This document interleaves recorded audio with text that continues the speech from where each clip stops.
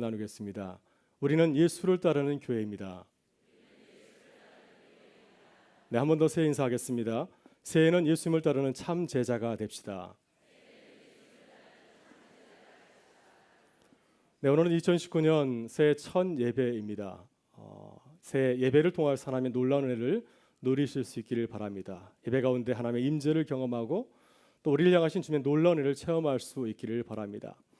우리는 지난주 4일간 특별 새벽기도를 통하여서 가족의 회복을 위해서 함께 기도하였습니다. 새해에는 우리의 가정을 향하신 주님의 은혜가 임하기를 원하고 모든 가정이 믿음의 가정을 회복하는 놀라운 역사가 함께하기를 간절히 축원합니다. 올해 우리 교회의 세우는 표는 예수를 따르는 교회입니다. 이렇게 교회의 표를 정한 것은 2019년이 우리에게 매우 중요하기 때문입니다. 먼저 우리는 3.1운동 100주년이 되는 뜻깊은 해입니다. 우리 민족이 일제강점기에 많은 어려움을 겪고 있을 때 우리 한국교회가 민족을 위해서, 민족의 독립을 위해서 3.1운동을 주도를 하였습니다. 당시에 예수를 믿는 것과 독립운동 시위에 참여했다고 하는 것은 거의 같은 말이었습니다. 왜냐하면 3.1운동의 그 주체가 기독교인들이 많이 참여했기 때문이었습니다. 민족대표 33인 가운데 16명의 그리스도인이었고 또 그리스도인들이 주의를 피해서 거사일자를 정하기도 하였습니다. 또 3.1운동은 교회가 가지고 있는 전국적인 조직망을 통하여서 이루어졌습니다. 그만큼 100년 전 한국교회는 민족을 위한 교회였습니다. 세상의 빛과 소금의 역할을 잘 감당하였습니다. 100년이 지난 지금 교회는 사회로부터 많은 손가락질을 당하고 있습니다. 그래서 100주년을 맞이해서 다시 한번 한국교회가 예수를 따르는 교회로 거듭나서 다시 한번 민족을 위한 교회로 거듭날 수 있도록 함께 기도하며 나가는 우리 교회가 될 수 있기를 간절히 바랍니다.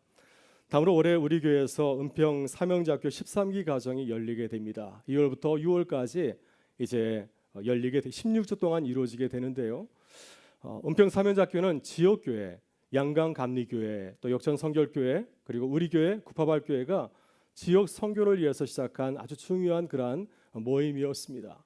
이 은평 사명자학교의 목표는 예수님의 제자를 양육하는 것입니다. 이러한 어떤 취지를 가지고 시작한 지 벌써 13년이 되었습니다. 그래서 올해 우리 교회가 은평 사명자학교 13기 가정을 이제 주최하면서 다시 한번 우리 교회들이 주님의 제자로의 사명을 깨닫고 우리 교회가 다시 예수를 따르는 교회로 거듭날 수 있기를 간절히 바랍니다. 마지막으로 우리 교회는 재개발과 교회 재건축의 문제를 직면하고 있습니다. 아마 올해가 우리 교회가 가장 힘써 기도해야 될 한 해가 되지 않을까 하는 생각이 듭니다. 우리 교회가 이 문제를 위해서 어떻게 기도해야 하나님께 영광을 돌리고 조합과 구청과 이웃 주민들이 우리에게 큰 박수와 또한 격려를 보내겠습니까?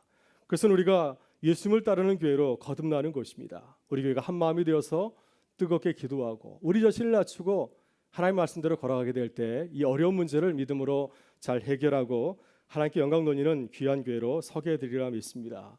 그래서 새해에는 우리 교회가 예수를 따르는 교회로 새롭게 거듭날 수 있기를 바랍니다. 제자의 사명을 새롭게 깨닫고 예수님을 따르는 제자로 새롭게 거듭나서 도약하는 우리 모든 교회의 성도님들이 되실 수 있기를 주의 이름으로 축원합니다. 오늘 본문 말씀은 예수님께서 첫 제자를 부르신 내용이죠. 예수님께서는 갈릴리에서 첫 사역을 시작하였습니다. 회개하라 천국이 가까워졌느니라.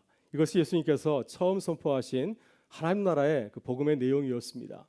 근데 예수님께서는 갈릴리에서 첫 사역을 시작하실 때 홀로 시작하신 것이 아니라 제자들을 부르셔서 함께 동역을 하였습니다. 오늘 본문을 보면 예수님께서 처음 불렀던 4명의 제자를 소개를 하고 있습니다. 베드로를 하는 시몬, 그리고 그의 형제 안드레를 먼저 부르셨고요. 그러고 나서 또 다른 형제인 세베대의 아들 야고보와 요한을 부르셨습니다. 이 4사람이 예수님께서 가장 먼저 부르신 제자들입니다. 이 4사람의 공통점이 무엇일까요? 여러 가지 공통점이 있지만 그 중에 가장 중요한 공통점은 바로 어부였다고 하는 사실입니다. 주님은 이들에게 이렇게 말씀하였습니다. 나를 따라오라. 내가 너희를 사람 낚는 어부가 되게 하리라. 이것이 예수님께서 제자를 처음 부르시면서 제자들에게 요청하시고 제자들에게 부탁하신 말씀이었습니다. 놀라운 사실은 무엇일까요? 이 4명의 제자들이 예수님께서 부르셨을 때 주저하지 아니하고 주님의 말씀에 순종했다고 하는 것입니다. 뿐만 아니라 자신이 가지고 있던 배와 그물을 버려두고 아버지를 집에 놔두고 예수님을 따르게 되었습니다. 여러분 어떻게 예수님을 믿게 되었습니까? 베드로와 안드레, 야고보, 요한이 예수님을 처음 만난 사건처럼 여러분도 예수님을 처음 만났던 그 사건을 기억하고 계시나요? 왜 여러분은 예수님을 믿기로 결심하였습니까? 예수님을 믿은 이후로 여러분은 어떠한 삶을 살아오셨습니까? 매일의 삶의 자리에서 나는 예수님의 제자지 라고 하는 마음을 가지고서 매일의 삶에 임하고 있으십니까? 여러분의 구체적인 삶의 자리에서 예수님의 제자로서 생각하고 판단하고 또 행동하고 있으십니까? 우리가 예수님을 따르는 제자라고 한다면 이 질문에 대답할 수 있어야 될 것입니다. 만일 누군가 우리에게 묻는다고 하면은 예수를 따르는 제자는 이러한 삶을 살아가는 사람이야. 난 지금 그렇게 살아가고 있습니다. 이렇게 대답할 수 있으시겠습니까? 오늘 본문에서 성경은 예수를 따르는 제자가 된다는 것이 어떤 의미인지를 말씀해 주고 있습니다. 예수님을 처음 따랐던 4명의 제자의 삶을 통하여서 오늘 우리가 예수님의 말씀대로 살아가는 것이 무엇인지를 우리에게 분명히 가르쳐 주고 있습니다. 여러분, 예수님의 제자가 된다고 하는 것은 어떤 의미가 있으십니까? 우리가 예수님을 따르는 제자로서 알아야 하고 고백해야 할 사실은 무엇입니까? 오늘 4명의 제자의 삶을 통하여서 제자의 길을 깨닫고 우리도 예수를 따르는 제자로 살아가는 교회와 성도가 될 수 있기를 주의 이름으로 축원합니다. 먼저 예수님을 따르는 제자는 예수님을 위해서 살기로 작정한 자들입니다. 본문 18절과 19절에서 예수님은 제자들에게 이렇게 말씀하셨습니다. 같이 한번 읽어보겠습니다. 갈릴리 해변에 다니시다가 두 형제 곧 베드로 하는 시몬과 그의 형제 안드레가 바다에 금을 던지는 것을 보시니 그들은 어부라 말씀하시되 나를 따라오라 내가 너희를 사람을 얻는 어부가 되게 하리라 하시니 아멘. 예수님께서는 제자를 부르실 때 제자의 삶의 목적에 대해서 분명히 말씀하셨습니다. 지금까지 너희들이 갈릴리 바닷가에서 물고기를 잡는 어부로 살아왔지만 이제부터는 사람을 낚는 어부로 살아가라 이렇게 말씀하셨습니다. 이것이 제자의 존재 이유라고 하는 것입니다. 어부는 어부이지만은 그 살아가는 삶의 내용이 전혀 다릅니다. 왜냐하면 제자는 나를 위해 사는 것이 아니라 예수님을 위해서 살아가기 때문입니다. 마가복음 10장을 보면 한 부자 청년의 이야기가 나옵니다. 한 부자 청년이 예수님 앞에 나와서 주님의 제자 되기를 원하였습니다. 주님, 내가 어려서부터 율법의 모든 내용을 다 따랐습니다. 이 정도면 내가 주님의 제자가 될 수 있지 않겠습니까? 이렇게 말했을 때 예수님께서 그에게 이렇게 대답하셨습니다. 그래? 참 잘하였다. 난 너에게 한 가지 부족한 것이 있으니 내가 가지고 있는 것을 가난한 사람들에게 팔아서 나누어 주고 그리고 나서 나를 따르라 말씀하였습니다. 예수님께서는 제자가 되는 것이 무엇인지를 분명히 말씀하였습니다. 제자가 되는 것은 두 개의 길을 걸어가는 것이 아니라 하나의 길을 걸어가는 것입니다. 제자는 내 길을 포기하고 주님의 길을 따라가는 것입니다. 그래서 주님의 길을 따라가기 위해서는 나를 철저하게 내버릴 수 있는, 나를 내려놓을 수 있는 그런 결단과 헌신이 선행이 되어야 됩니다. 베드로 안드레를 예를 든다고 한다면 어떨 때는 나를 위해서 갈릴리 바닷가에서 물고기를 잡고 어떨 때는 주를 위해서 사람들에게 복음을 전하는 어부가 되는 것이 아닙니다. 내가 기분이 좋을 때는 주님을 따르고 기분이 나쁠 때는 주님을 따르지 않는 이런 이중적인 삶을 사는 것이 아닙니다. 내가 무엇을 하든지 그 일의 목적은 하나가 되어야 된다고 하는 것입니다. 나의 일과 세상의 일이 하나가 되어야 된다고 하는 것입니다. 다시 말해서 제자는 오직 예수님을 위해서만 살아가는 것입니다. 여러분, 우리는 이 말씀을 오해해서는 아니 됩니다. 나를 따라오라 내가 너희를 사람 낚는 어부가 되게 하리라 하신 이 예수님의 말씀은 지금 우리가 하고 있는 그 모든 일을 다 내버려 두고 이제는 목사로 선교사로 일을 해야 된다고 하는 그런 뜻은 아닙니다. 이 말씀은 우리가 무슨 일을 하든지 주를 위해서 하라고 하는 것입니다. 제자가 내 이익을 위해서 물고기를 잡는 것이 아니라 주님의 영광을 위해서 사람을 낚는 어부가 되는 것처럼 우리가 무슨 일을 하든지 주를 위해서 영혼을 살리는 일을 하라고 하는 것입니다. 이것이 제자의 삶의 목적이라고 하는 것입니다. 사도행전 10장을 보게 되면 바울과 실라가 제2차 선교 여행에서 누스드라를 가게 되었습니다. 이 지역에서 놀라운 기적과 같은 일을 하게 되었습니다. 루스드 지역에서 나면서부터 걷지 못하는 사람을 만나게 되었는데 그를 고쳐서 다시 걷게 하는 놀라운 기적을 베풀게 되었습니다. 이 놀라운 광경을 바라보던 루스드라 사람들이 깜짝 놀랐습니다. 이 일은 사람이 아니다. 저 두 사람은 사람이 아니라 그리스 신화에 나오는 제우스 신과 그의 메신저였던 헤르메스 신이 사람의 몸을 입고 우리 이곳에 오셔서 놀라운 기적을 베풀어 줬다고 하는 것입니다. 이렇게 그들은 믿고 바울과 실라에게 제사를 하려고 하였고 경배를 하려고 하였습니다. 여러분, 이런 일이 내게 일어난다면 이 얼마나 영광스럽고 감격스러운 순간입니까? 나도 조금 잘한 것도 있지 하면서 그 영광을 조금 받고 싶은 마음이 없겠습니까? 사람들이 나에게 박수갈채를 보낼 때 그 영광을 조금 맛보고 싶은 마음이 어디 없겠습니까? 네, 바울과 실라는 바로 그 순간에 자신의 옷을 찢고 큰 소리를 질렀습니다. 그리고 무리 가운데로 뛰어 들어가서 자신을 향해서 제사드리는 그 사람들을 말리면서 그들에게 복음을 선포하였습니다. 여러분들이요, 왜 이런 일을 하는가? 우린 여러분과 똑같은 성정을 가지고 있는 사람입니다. 우리가 여러분에게 복음을 전하는 것은 여러분이 세상의 일을 내려놓고 이 모든 것을 지으신 이 놀라운 일을 향하신 하나님께 돌아오게 하기 위함입니다. 여러분, 예수를 믿기 바랍니다. 그 자리에서 자신이 그 영광을 취한 것이 아니라 많은 사람들에게 하나님의 영광을 돌렸습니다. 여러분, 이것이 제자의 모습이라고 하는 것입니다. 제자의 삶의 목적은 이렇게 분명하고 또 이렇게 잘 나와 있습니다. 이 바울과 실라의 삶을 통해서 우리가 확인해 볼 수가 있습니다. 여러분, 제자는 나를 위해서 하는 것이 아닙니다. 내가 하는 모든 일을 통하여서 주님께서 내게 행하신 일을 전하는 것입니다. 사람들에게 하나님의 영광을 보여주고 하나님을 모르는 자들을 주께로 돌아오게 하는 것, 이것이 제자의 삶의 목적이라고 하는 것입니다. 예수님께서는 갈릴리 바닷가에서 고기 잡던 베드로와 안드레를 제자로 부르셨습니다. 그들이 하고 있는 하찮은 그 일을 통해서 주님께 영광 올려드리는 귀한 주의 일로 만들어 주셨습니다. 여러분, 예수님께서는 우리도 똑같이 주님의 제자로 삼으신 줄 믿습니다. 우리의 일을 통하여서 우리가 하고 있는 작고 하찮은 그 일을 통하여서 주님의 영광을 올려드리는 제자의 일로 삼으신 줄 믿습니다. 이 얼마나 감사한 일입니까? 새해에는 우리를 예수님의 제자로 부르신 그 은혜에 감사하면서 더욱 주님의 영광을 위해 살아가는 우리 교회와 성도가 되실 수 있기를 주의 이름으로 축원합니다. 다음으로 예수님을 따르는 제자는 예수님을 닮으려고 애쓰는 사람입니다. 여러분, 예수님의 제자들은 주님께서 부르셨을 때 놀라운 삶의 모습을 보여주었습니다. 이전과는 전혀 다른 삶의 모습을 보여주었습니다. 오늘 본문 20절과 22절은 이들의 삶의 모습을 이렇게 증거하고 있습니다. 우리 같이 한번 읽어보겠습니다. 그들이 곧 그물을 버려두고 예수를 따르니라. 그들이 곧 배와 아버지를 버려두고 예수를 따르니라. 아멘. 여러분, 어부에게 가장 소중한 것이 무엇일까요? 어부에게 재산 목록 1호는 무엇이겠습니까? 여러분에게 가장 소중한 것은 무엇이겠습니까? 어부에게 가장 소중한 것은 배와 그물이 아니겠습니까? 배와 그물이 있어야지 바닷가에 나가서 고기를 잡을 수 있기 때문이죠. 가장 소중한 것이 배와 그물입니다. 또 우리 주변에 있는 사람들 가운데서 내게 가장 소중한 사람이 누구이겠습니까? 아버지보다 더 소중한 존재가 어디 있겠습니까?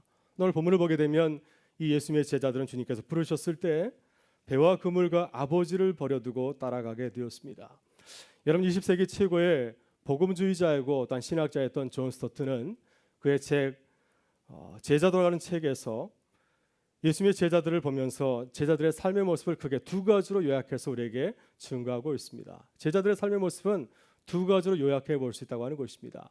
하나는 세상의 문화나 가치관을 따라서 살지 않는 것입니다. 우리가 살아가고 있는 이 세상을 지배하고 있는 세상의 문화와 가치관이 무엇일까요? 우리가 네 가지를 말씀해 볼 수 있을 것 같습니다. 다원주의,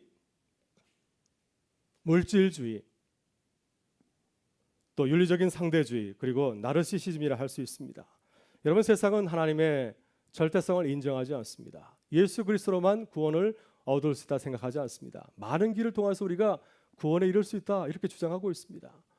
또한 세상은 천국의 영적인 가치보다는 이 세상의 물질과 쾌락을 더 중요하게 생각합니다. 그래서 세상에 즐거운 것이 너무 많아서 이 자리에 참여하지 못하는 많은 사람들이 있습니다. 여러분, 또한 세상은 하나님과 이웃보다도 내 자신을 더 사랑하고 우상할 것을 유혹하고 있습니다.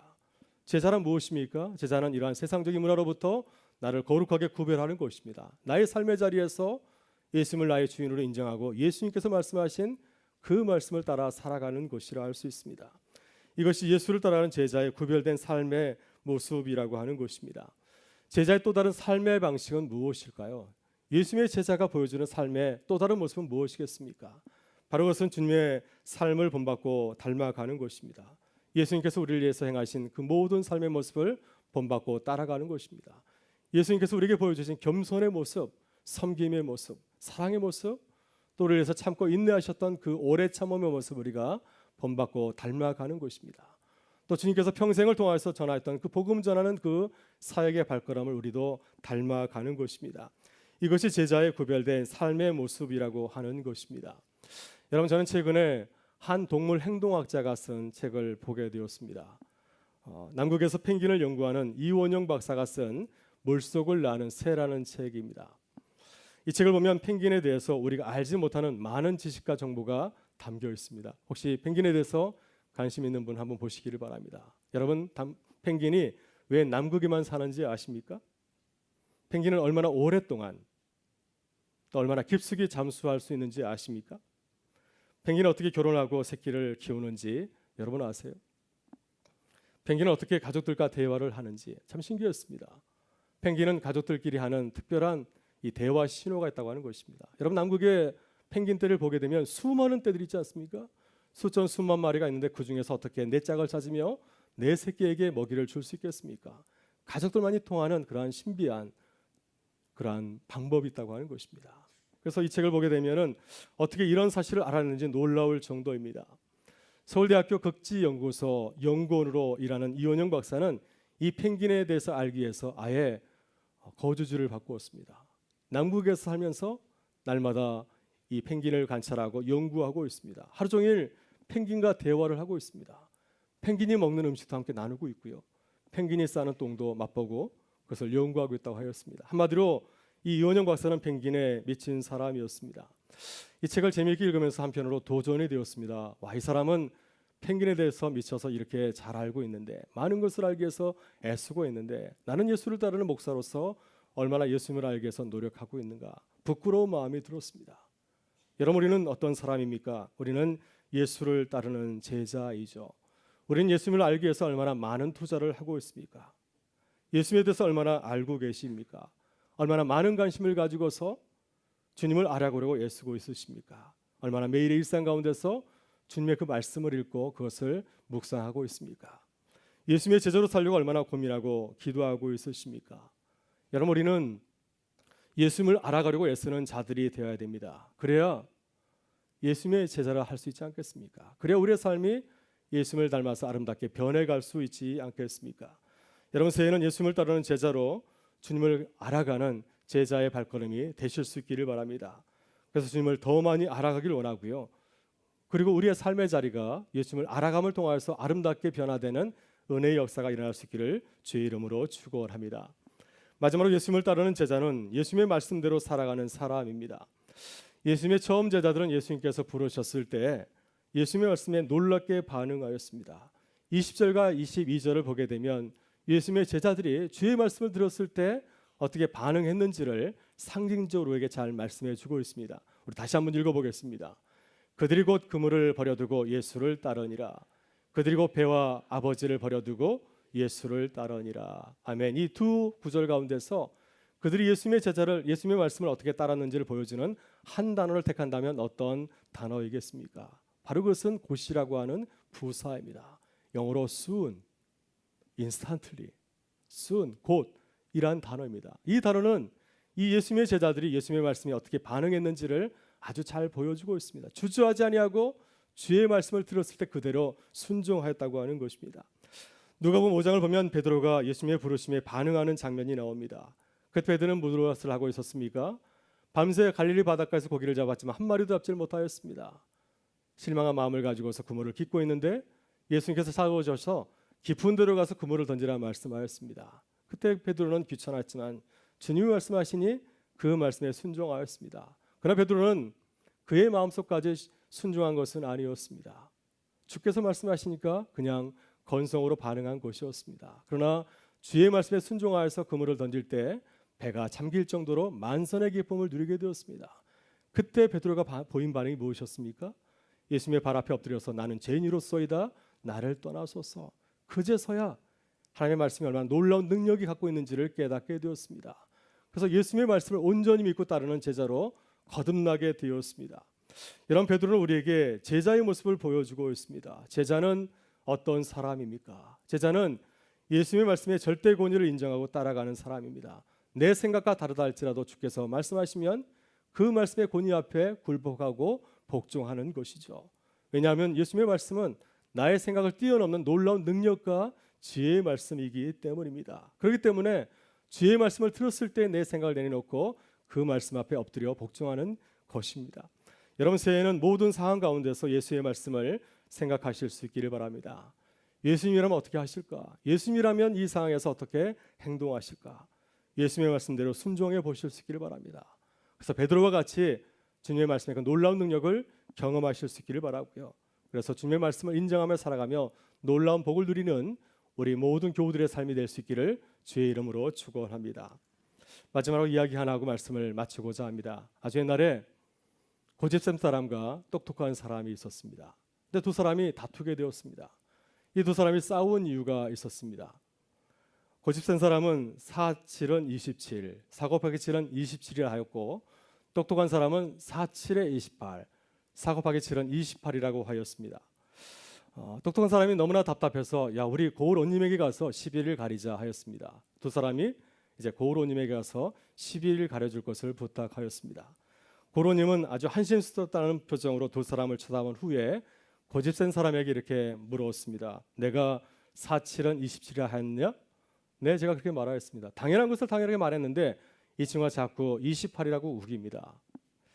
그러자 고을오님이 이렇게 말하였습니다. 여봐라, 27이라 말한 사람에게는 그냥 돌려주고 그냥 풀어주고 28이라 말한 사람에게는 곤장 10대를 때리도록 하여라. 그래서 고집 사람은 이제 똑똑한 사람을 놀리면서 집으로 돌아가게 되었고, 똑똑한 사람은 억울하게 곤장 10대를 맞게 되었습니다. 그래서 이번에는 똑똑한 사람이 고을오님에게 억울하다고 하소연을 했습니다. 그때 고을오님이 이 똑똑한 사람에게 이렇게 말하였습니다. 4 곱하기 7은 27이라고 우기란 놈이 더 어리석은 놈이구나. 여보라, 이 사람에게 더 매를 쳐서 지혜를 깨닫도록 하여라. 이렇게 말하였다고 합니다. 여러분, 앞으로 우리 교회에서는 4, 7은 27인 줄 믿습니다. 4, 7은 28이 아니라 4, 7은 27이라고 믿으실 수 있기를 바랍니다. 혹시 내 마음에 들지 않는다 할지라도 4, 7은 27이라고 우기면은 그렇게 받아줄 수 있기를 바랍니다. 오늘 우리는 예수를 따르는 제자로 어떻게 살아가고 있습니까? 혹시 우리도 똑똑한 사람처럼 내 의를 드러내기 위해서 애를 쓰고 있지는 않습니까? 여러분, 새해에는 예수님을 바라보실 수 있기를 바랍니다. 그래서 예수의 마음을 가지고서 우리의 가정과 일터를 바라보실 수 있기를 바라고요. 예수님의 그 사랑을 가지고서 주의 몸된 교회를 바라보며 교우를 섬기는 우리 모두가 될 수 있기를 바랍니다.